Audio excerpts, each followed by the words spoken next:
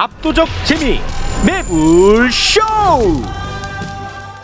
자, 한중일 정상회담이 있었는데요. 이게 굉장히 중요합니다. 네. 여기서 어떤 이야기가 오고 갔고 어떤 합의를 끌어냈고 어떤 협상이 있는지 이게 굉장히 중요하거든요. 본격적으로 지금부터 다뤄보겠습니다.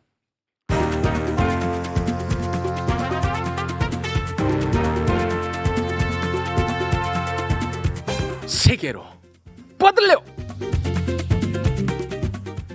자, 한 분 한 분 만나보겠습니다. 자, 참고로 김종대 의원님은요, 네. 지금 국회 표결에 참석을 하러 가셔가지고 좀 네. 늦고 있습니다. 근데 이분도 국회의원은 아닌데, 국회의원이 아닌데, 네. 지금 표결에 참석하러 가서 네. 이제 곧 도착을 할 네, 거예요. 양해 부탁드립니다. 네. 자, 22대 국회에 들어갈 지금까지는 민간인 김준영 당선자 어서 오십시오. 네, 안녕하십니까. 네, 반갑습니다. 저도 지금 로탄도로 앞에서 들어가는 국회의원들한테 제가 피켓팅하고 지금 막 오는 길입니다. 국민의힘 국민의힘 의원들한테 의원을 향해서? 찬성하러 쭉 옆에 서서 우리 조국혁신당 12명 다 반응이 어떻던가요? 안 쳐다보던데요. 아예 쳐다보지 않아요. 눈을 안 맞추던데. 아, 그래요? 뭐 소리 지르는 사람 아니 없고요. 한 번 사람은 너무 그러지 마세요 하는 분이 한 분 있었습니다. 한 명 있었어요. 네. 너무 그러지 마세요. 네. 네. 아니 우리가 그분들한테 너무 그러지 말라는 얘기해야 되는 때 아닙니까? 저도 그렇게 얘기하고 싶었습니다. 네. 근데 후배라 말을 못 하시고. 아니 뭐. 누군지 궁금하네. 네, 피켓팅을 알겠습니다. 했습니다. 지금 막 표결 처리하러 갔다가 네, 지금 본인은 표결 대상이 아니라는 사실을 알고 막 돌아오셨습니다. 김종대 전 의원님 어서 오십시오. 네. 네. 참 뭐 개털되니까 역시 뭐 이런 데도 못 끼고 왕년에 내가 다 저 자리에서 내가 다 했었는데 참 아쉽네 그거. 이거 뭔 하소연이야? 술 드신 거 아니죠? 이거 뭔 하소연이에요? 보궐선거 보궐선거 놀입니까? 네, 네. 앞에 내용을 못 들으셨나 봐. 진짜 웃긴 분이네. 아니 무슨 마치 본인이 괄시받는 것처럼. 아니 그게 아니라 유권자 선택을 받으려고 노력도 안 하셨잖아요. 아니 그래서 저 보궐선거 때 한다니까. 그때는 합니까? 보궐선거 때. 알겠습니다. 고맙습니다. 참. 자, 그리고 이번에 한중일 정상회담 이 중국 관련 소식은 이분에게 전해 들을 수밖에 없습니다. 네. 김희교 교수님 어서 오십시오. 반갑습니다. 네, 반갑습니다. 자, 다룰 것들이 굉장히 많은데 일단 매우 유치한 질문 하나부터 좀 던지고 시작을 하겠습니다. 공식 명칭은 이제 한일중 정상회담인데 네. 아니 왜 정상회담인데 대한민국은 대통령이 참석했습니다. 일본도 총리가 참석했어요. 근데 왜 중국은 시진핑이 아니라 왜 리창 총리냐? 난 일단 거기서 기분이 좀 상했거든요. 이거는 어떻게 좀 설명해 주는 데가 뭐 없더라고요. 그럴 수 있어요. 그런 유치하나요? 감정에서 아니 유치하지 않습니다. 그런 질문 수없이 많이 받았는데. 그래요? 그런데 이게 시작할 때를 보면 한중일은 과거서부터 경제, 안보 다 사실은 예민한 문제가 굉장히 많잖아요. 그러다 보니 우리가 그걸 연성 이슈, 경성 이슈라 그럽니다. 그러니까 좀 심각하고 군사 안보를 경성 이슈라고 하고 국제 정치에서 딱딱하다 이거죠. 연성 이슈, 소프트 이슈는 좀 서로가 공감대가 많은 곳이에요. 주로 이제 경제, 무역 같은 거거든요. 그러니까 이러다가는 다 맞춰서 언제 정상이 만나냐였고 처음에 시작할 때 한국이 주도를 했고요. 네. 그러면 경제부터 하자. 쉽게 동의할 때부터 있는 것들 하자 했고 그러면 그 경제를 감당하는 분이 중국에서는 총리의 권한이 굉장히 큽니다. 그러다 보니 이제 총리를 받아들였고 이렇게 시작해서 업그레이드가 되면 다 이제는 뭐 시진핑하고 총리가 주석하고 만날 수 있지 않느냐는 출발점이었고 그러다 보니 이렇게가 온 겁니다. 그럼 그 한국과 일본은 약간 좀 격이 떨어지니까 이제 그 문제가 계속 되는데 자존심 상하거나 그런 걸 할 필요는 예를 들어서 없군요. 우리가 청도에 가면 한중일이 그렇게 한 다음에 또 시진핑을 만나기도 하거든요. 그러니까 이거를 좀 실리를 생각할 거냐 의전을 생각해서 안 할 거냐는 이제 우리가 선택할 수 있는데 네. 그래도 첫 번째가 낫지 않겠느냐는 겁니다. 네, 알겠습니다. 지금 뭐 저에 대한 비판의 글이 많이 달리고 있는데 너 뭐냐 왜 한일중 정상회담이라고 하냐 이게 공식 명칭입니다. 이번에 정부가 그렇게 공식 명칭을 썼어요. 근데 그것 자체도 예. 지금 반발이 있는 이유가 있잖아요. 있긴 하죠. 예, 그럼요. 근데 이번에는 그렇지만 사실 얼마 전부터 작년부터 이 정부가 의도적으로 어색하게도 한일중을 고집해왔기 때문에 이게 지금 반발을 받는 겁니다. 네, 맞습니다. 네. 아니 뭐. 언론에서도 아직 한중일로 많이 써요. 예, 예, 맞습니다. 조선일보도 한중일로 쓰고 있습니다. 예, 네. 알겠습니다. 중국 요금 한 말씀만 네. 예. 중국이 이제 시진핑 주석이 참석을 안 해서 한국을 무시하는 게 아니냐 이런 시각도 있는데 사실은 중국은 정례적으로 계속하는 회담에서는 가급적 주석이 참석을 안 하는 경우가 많이 있습니다. 아시안하고도 그렇고요. EU에도 총리가 대신 참석한 경우가 많이 있어서 이것이 중국이 한국이나 일본을 앓아서 그런 것은 아니다라고 말씀드릴 수 있을 것 같습니다. 네. 워낙 땅덩어리가 크고 회담들이 많으니까 주석이 일일이 참석할 수 없을 것 같고요. 네. 그리고 지금 중국의 입장에서는 이번 회담은 이제 물꼬를 트는 거여서 좀 더 안건이 깊어지거나 네. 주석이 참석할 만한 회의가 되면 할 수 있을 거라고 봅니다. 네, 기분 풀겠습니다. 오히려 일중한이 더 열받는다는 분들이 많아요. 어? 일중한. 아, 그 일본 언론에서는 그렇게 그러니까요. 일본 언론에서는 일중한이라고 그렇죠. 쓰더라고요. 네. 그렇죠, 맞습니다. 네, 네. 알겠습니다. 자, 한중일 정상 회담에 앞서서 한일 간의 정상들이 만났는데 어제도 이거 뭐 잠깐 다루긴 했습니다만 라인 문제는 잠깐 얘기를 해야겠죠. 그럼요. 예. 해야 됩니다. 일본 정부가 라인 야후에 네이버와의 지분 관계를 재검토하라고 요구해서 대한민국이 난리가 났었습니다. 그래서 윤석열 대통령과 기시다가 만나서 네. 과연 어떤 얘기를 주고받을지 초미의 관심사였는데 윤석열 대통령이 먼저 라인에 대한 이야기를 꺼내서 이렇게 꺼냈어요? 얘기를 했습니다. 국내 기업인 네이버에 지분을 매각하라는 요구는 아닌 것으로 이해하며 한일 외교 관계와 별개의 사안으로 인식하고 있다라는 이야기를 해버렸어. 네. 거기에 대해서 기시다는 이번 행정지도는 이미 발생한 중대한 보안 유출 사건에 대해 어디까지나 보안 거버넌스를 재검토해 보라는 요구 사항이다. 라고 이야기를 하면서 둘이서 막 쿵짝쿵짝 아주 뭐 잘 맞았습니다. 그런데 한일 정상 간에 이런 대화가 오고 갔고 그 이후에 일본 외무성 언론 보도관이라는 사람이 기시다의 발언을 조금 더 명확하게 하기 위해서 네. 기자들 앞에서 브리핑을 했습니다. 뭐라고 했어요? 했냐? 라인에서 오가는 데이터 관리는 현재 네이버가 하고 있어요. 네. 네이버가 하고 있는데 라인 야후가 보안 시스템을 네이버에 위탁하지 말아야 한다는 취지로 일본 외무성 언론 보도관이 이야기를 했습니다. 자, 이거 정리 한번 해주시죠. 그러니까 지금 아까 인용하신 두 가지가 윤 대통령이 친절한 윤석열 씨인데 완전히 친절한 일본한테만 친절한 성열 씨가 된 건데요. 네. 이거를 그냥 둘 다 기시다 총리가 했다는 발언으로 해도 이상합니까 안 합니까 붙여서? 진짜 이상하죠. 화나죠. 아니 그러니까 제 말은 예. 앞에 말도 뒤에 말도 기시다 발언 같지 않습니까? 아니 그러니까 그렇게 그러니까. 기시다가 했어도 화가 난다고 그렇죠. 나는. 그런데 어. 이거는 지금 우리 대통령이 오히려 일본에게 우리 한국에 오히려 뭐 수사의 가이드라인 제시하는 것처럼 네네. 그거 너무 비슷해요. 그러니까. 네이버한테 가이드라인 제시하는 겁니다. 네. 지금 먼저 딱 이거 던져줘.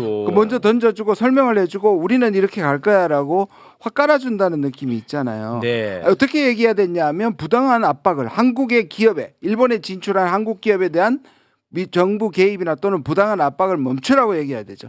특히 일본은 중국한테 수산물 검증을 풀으라고 대놓고 얘기했었고요.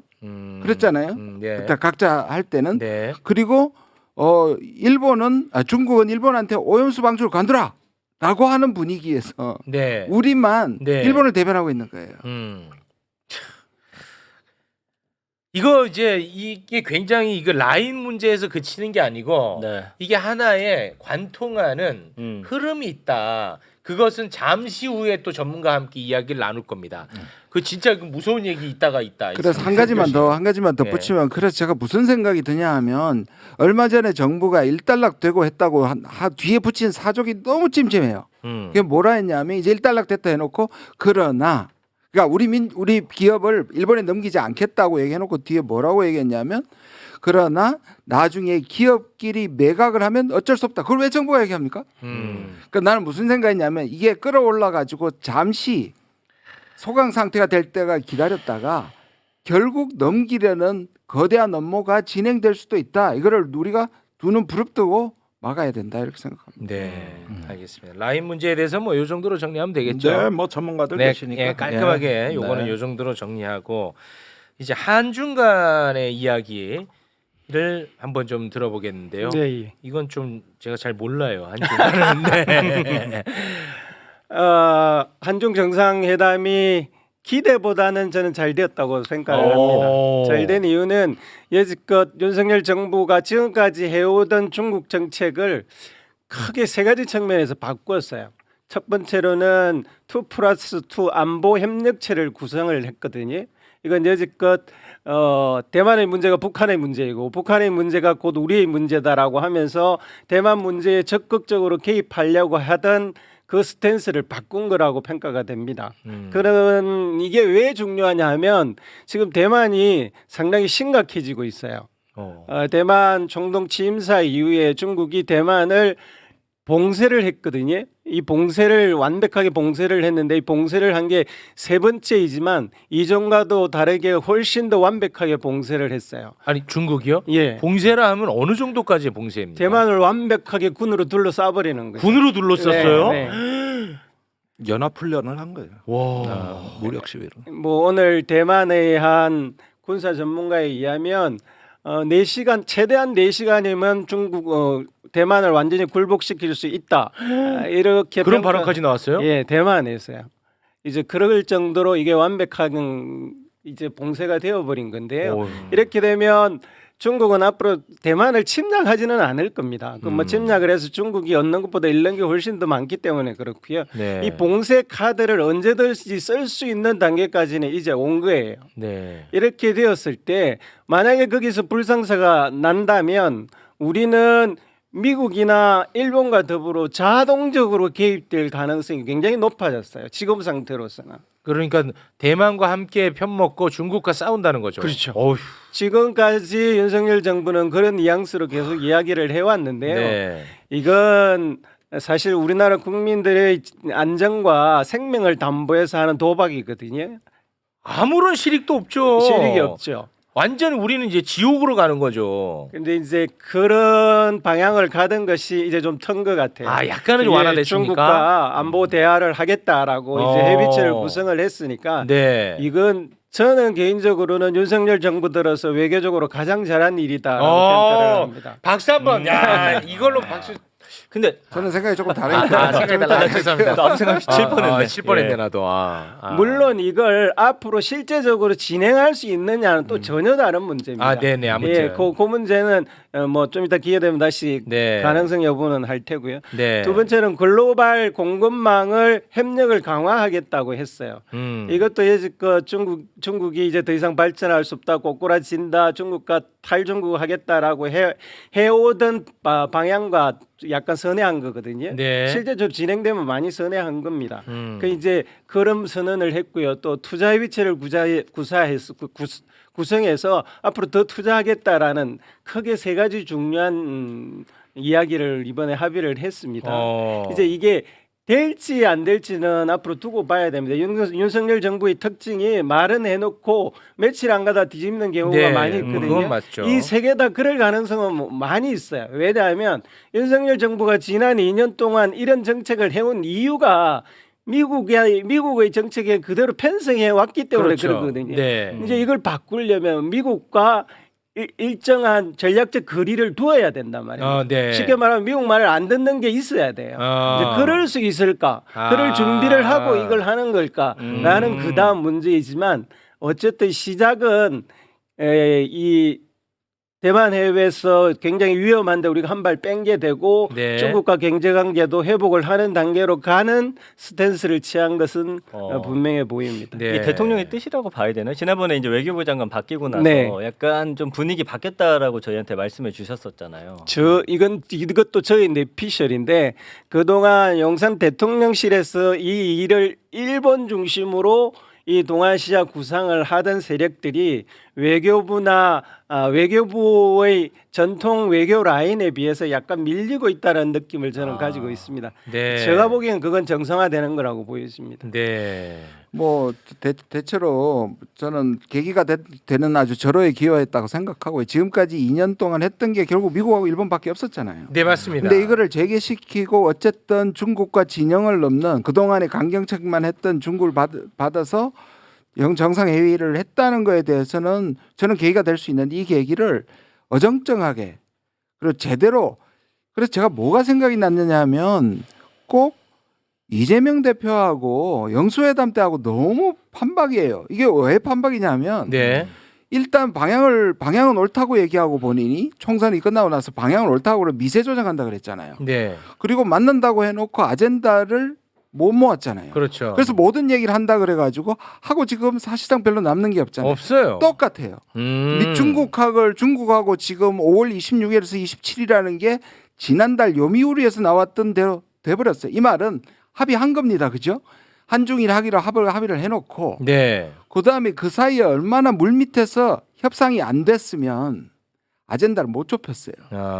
그리고 저는 중국에서 하고 했던 게 중국에는 제가 계속 지적했던 거 윤석열 정부가 대만의 독립을 지지하지 않는다 또는 하나의 중국 원칙에 대해서 한 번도 얘기하지 않은 것을 중국에는 그걸 얘기해야 이거 할 수 있다고 끝까지 우리를 압박했던 것 같아요. 네네. 그래서 만들어낸 타협안 또는 꼼수가 뭐냐 하면 중국은 보도를 하고 한국은 빼버리는 겁니다. 네. 그렇게라도 한 것은 다행이라 그럴 수 있지만 네, 그렇게 했죠. 그런데 보세요. 지금 한국 정부에서 중국의 보도를 문제 삼지 않잖아요. 그 말을 합의했다는 뜻입니다. 그죠? 그런데 이게 이미 했더라면 미국과 함께 같이 했더라면 이번에 우리가 이걸 할 때 주도권을 잡을 수 있는 문제였습니다. 이게 끝까지 안 해가지고 결국 우리 밀려서 중국의 압박에 갔단 말이에요.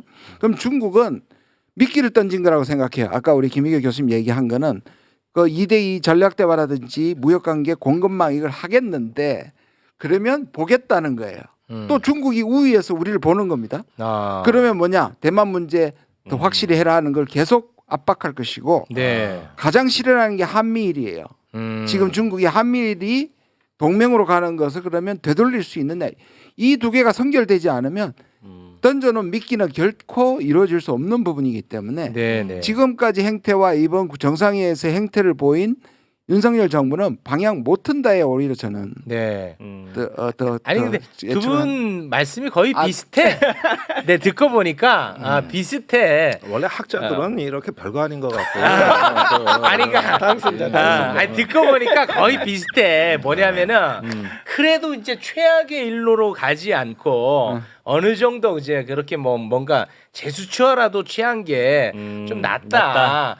그러나 그게 현실화되지는 않을 것이다. 어려울 것이다. 비슷해요, 두 분은. 네, 뭐? 네, 알겠습니다. 그런데 한마디만 붙이면 네. 이걸 조금 통합적으로 중립적으로 내가 깔끔하게 정리해드릴게요. 아, 본인만 중립이에요? 그러니까 본인만 깔끔해. 사이에. 본인만 깔끔해. 근데 이거는 미중 사이에서 이제 본격적으로 끼어버렸다는 뜻이에요. 미중 사이에 끼어버렸다. 끼어버렸다. 이게 한미일 우리가 안보 협력할 때 출발점은 대만 사태 공조였습니다.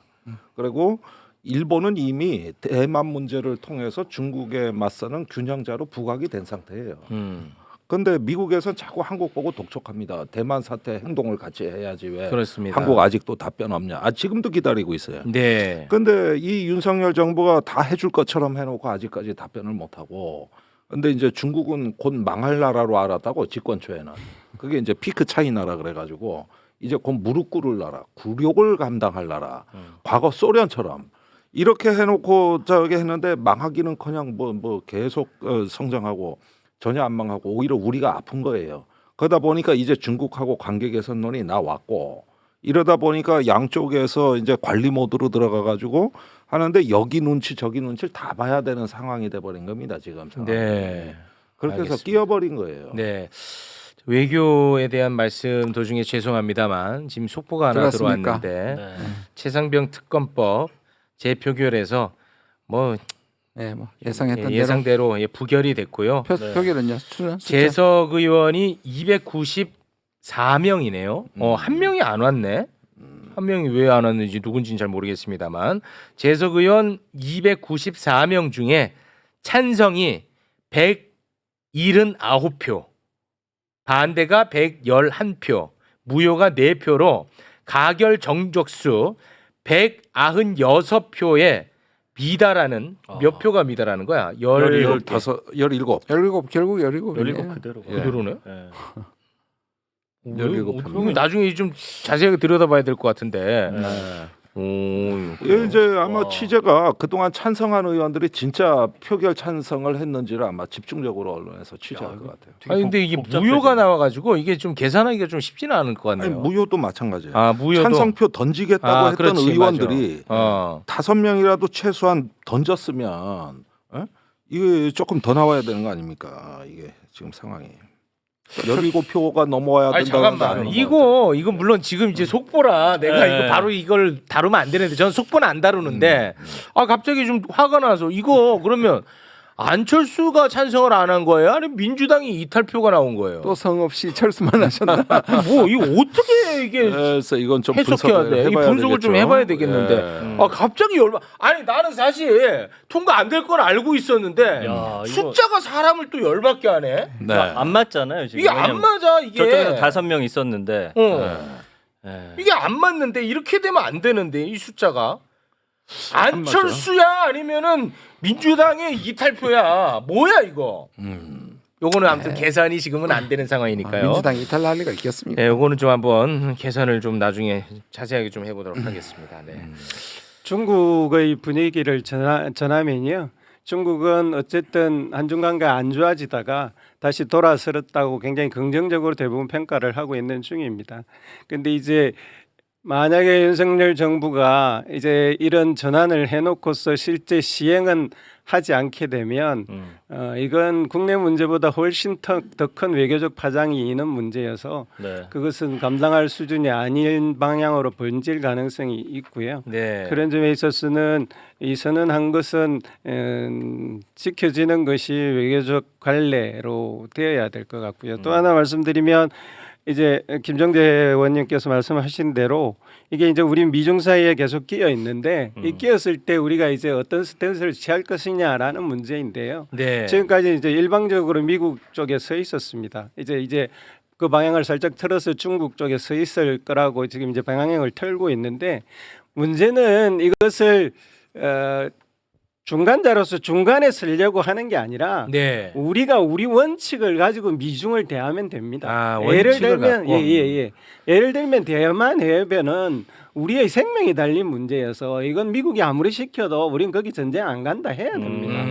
그리고 중국 경제에 있어서도 우리가 미국에서 받는 혜택만큼 감당할 수 있는 만큼만 우리가 해줘도 해준다 그래야지 네. 무한정으로 우리가 반도체의 앞날을 막고 전기차의 앞날을 막고 배터리의 앞날을 막아가면서까지 미국이 말을 들어줄 이유가 없습니다. 그리고 더 중요한 것은 우리는 그 정도 거부할 국력을 가지고 있어요. 가지고 있고요. 네. 그런데 제가 그게 대해서 아까 이제 계속 이 말씀이 너무 맞죠. 맞는데 제가 이번에 아까 그래서 과연 그러면 외교부가 지금 권력을 회복했는가 중심이 되는가 주도하는가의 문제를 살펴봐야 돼요. 네.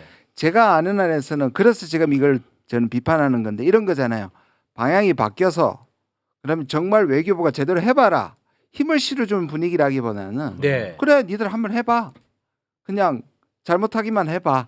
라는 방식으로 그것이 권력이 이동이 아니라 제가 보기 여전히 권력은 대통령실에 있고 대통령이 있는데 그래 니들 잘한다면 한번 해봐. 이번에 그거 한다니까 해봐. 그럼 못할 걸 이분들의 생각은 하나도 안 바뀌었고 권력은 여전히 그들 손에 있다. 저는 그렇게 봅니다. 네, 네. 그래서 비관적입니다. 네, 그러니까 윤석열 대통령이 뭐 변할 것이다 이런 얘기는 우리 이제 안 합니다. 매울쇼에서는 왜냐하면 그거는 이제 결론이 난 사건이기 때문에 네. 그런 얘기는 하지 않도록 하겠습니다. 자 그리고 그 한중일 공동 선언문이 나왔는데 뭐 언론 보도를 잠깐 보니까 뭐 그냥 뭐 삼국의 입장만 그냥 나열한 수준이다. 뭐 이런 얘기가 나오는데요. 말의 성찬이잖아요. 그게 구체적인 게 어디 있어요? 그냥 다 잘해보자. 좋은 게 좋은 거라는 얘기. 그래서 제가 아까 말씀드린 아젠다 세팅을 못했다니까요. 네. 아니 그리고 특히나 그 한반도 비핵화 부분에 대해서는 전보다 오히려 더 2019년은 그래도 한반도 비핵화가 들어갔죠. 그냥 뭐 안 들어갔습니다. 그게 왜 지금. 그런 거예요? 그거는 그러니까 마지막까지 여기에 그 전제 조건 가지고 그다음에 중일 사이에서는 저거잖아요. 30명 이상 의원 간거 대만 총통 취임식 문제가 같이 겹쳐서 이거를 정상회담은 그 전에 작고까지 사실은 완성을 해야 되는 거거든요. 네. 그 예민한 문제를 다뤄야지 이게 진정한 정상회의인데 못한 거예요. 아무것도 못했다. 마지막까지 그래서 결국 그 직전에 뭐가 나왔냐면 대통령실에 우리 대통령실이 뭐라 하냐면 모든 이슈에 대해서 격의 없이 얘기하겠다. 그 말이 아무것도 아무것도 합의하지 하지 않. 않은 거다. 아니 그래도 그 이번에 회담하기 전에는 한반도 비핵화만큼은 이게 제대로 좀 다뤄질 거라고 얘기가 나왔는데 그것도 안 됐더만. 저는 그게 오보라고 진작부터 생각을 하고 아, 있었는데 그래요? 그게 아마 일본 요미우리 발로 나온 보도였는데요. 이 비핵화 공동선언이 안 된 이유는 중국이 반대한 것입니다. 중국은 왜 반대하는 거예요? 그러니까 중국이 반대하는 이유는 크게 세 가지가 있는데 첫째로는 네. 그 이전의 정상회담에서는 다 선언을 공동선언을 했다면서요. 했었거든요. 네. 이번에 왜 바뀌냐면 중국은 지금 정세가 그 이전과 완전히 다르다는 겁니다. 아. 그 대표적인 게 이제는 북한은 비핵화 협상을 할 가능성이 없다고 보는 거예요. 아. 그래서 한중일 상국이 만나서 비핵화 공동 선언을 해 본들 의미 이게 없다. 전혀 의미 없는 정신승리나 말장난밖에 안 될 가능성이 높다는 게 하나가 있고요. 두 번째로는 중국은 지금 북한의 이 핵무장과 ICBM 개발을 단순히 북한의 잘못만으로 보지 않는 근본적인 이유가 있습니다. 그러니까 이거는 한미일 삼각 군사 동맹이 강화되고 있는 것이 그걸 과속화시키고 있는 거기 때문에 아 중국이 그렇게 그렇게 보고 있어요? 그렇게 보고 있죠. 그렇게 보고 있기 때문에 우리한테 자꾸 북한을 하려고 하지 말고 미국 네가 키를 가지고 있으니까 미국 네가 그 문제를 해결하라라는 이야기를 계속 해오고 맞습니다. 있는 거죠. 아 그래요? 예. 네.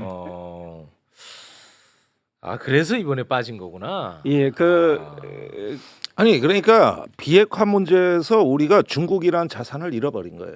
아 그럼 그 전과 달라져. 과거에는 중국 카드를 완전히 잃어버린 중국이 아. 유엔 안보리 결의를 지지하고 대한민국과 함께 북한 비핵화를 외쳤던 나라입니다. 사라진 거예요. 이젠 중국이 더 이상 우리 북한에 관한 외교 자산이 아니라는 겁니다. 아 그게 제일 결정. 그게 그리고 이전부터 이게 들어와서 유엔에서 변한 겁니다. 유엔에서 북한이 미사일을 쏠 때마다 안보리가 소집됐을 때 중국과 러시아가 거절하는 이유가 이겁니다.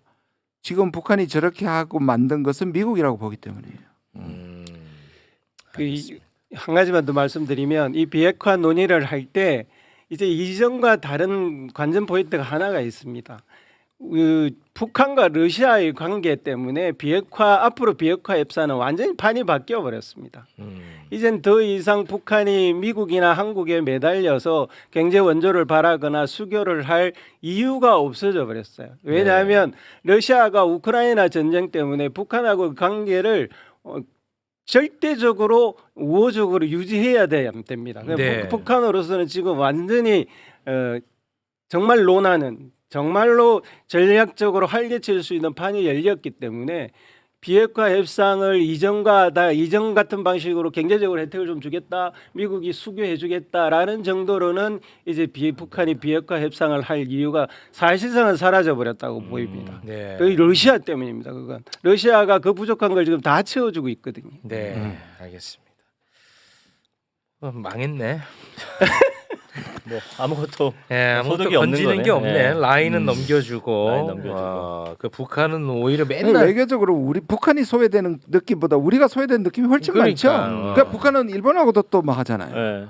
그러니까 우리가 지금 외교를 북한보다 못 하고 있는 거예요. 아니 북한을 때리는 게 최고 급선무인 것처럼 하는데 북한만 오히려 더 풀어줬어. 그리고 러시아도 저렇게 가지만 한국과의 관계를 깨고 싶어하지 않아요. 그럼 이 속도 조절을 우리가 러시아하고 만나서 북러 관계의 속도 조절을 우리가 하기에 우리의 브레이크를 가져야 돼. 우리가 브레이크를 잘 밟아야 되는데 그거 안 하고 있잖아요. 북한만 논았다고 오히려 맨날 북한 때리기만 하더니. 그런 면이 있죠. 예. 북한이 고립해서 탈폐하고 한국은 대륙의 외교 자산이 이제는 다 사라지고. 사라지고. 유실돼 버린 거죠. 이런 면에서는 이게 안보라는 게 힘으로만 하는 게 안보라면은 이럴 수도 있지만 그렇죠. 안보라는 것은 가장 어려울 때는 외교가 뒷받침되지 않으면 네. 그 힘은 그 쓸모가 없는 힘이고 또 어리석은 힘이 됩니다. 우리는 스마트하게 안보를 해야 될 거 아닙니까? 네. 그런 면에서 이게 하나의 이 대륙 축이 다 무너져 있다는 사실은 여실히 드러나. 그래서 3년이 너무 깁니다. 네, 알겠습니다. 답답한 놈 지금 북한 얘기할 때는 했는데 야 이게 지금 얼마나 중요한데 지금. 아 죄송합니다. 아니 있어 여기. 이 얘랑 맨날 싸우는데 죄송합니다. 이게 얼마나 알겠습니다. 오늘은 여기서 마무리 짓도록 하겠습니다. 지금 라인 문제 아까 잘 내가 네. 빠뚜를 던졌던 기억하지? 기억합니다. 라인만 넘겨주는 것이 아니고 이게 하나의 줄줄이 사탕. 큰 흐름이 있다는 거야. 그쵸. 이거는 이제 대한민국도 최고의 전문가와 함께 네. 바로 이어서 이야기 다루도록 하겠습니다. 함께해 주신 세 분과는 여기서 인사 나누겠습니다. 세 분 고맙습니다. 감사합니다. 감사합니다. 감사합니다.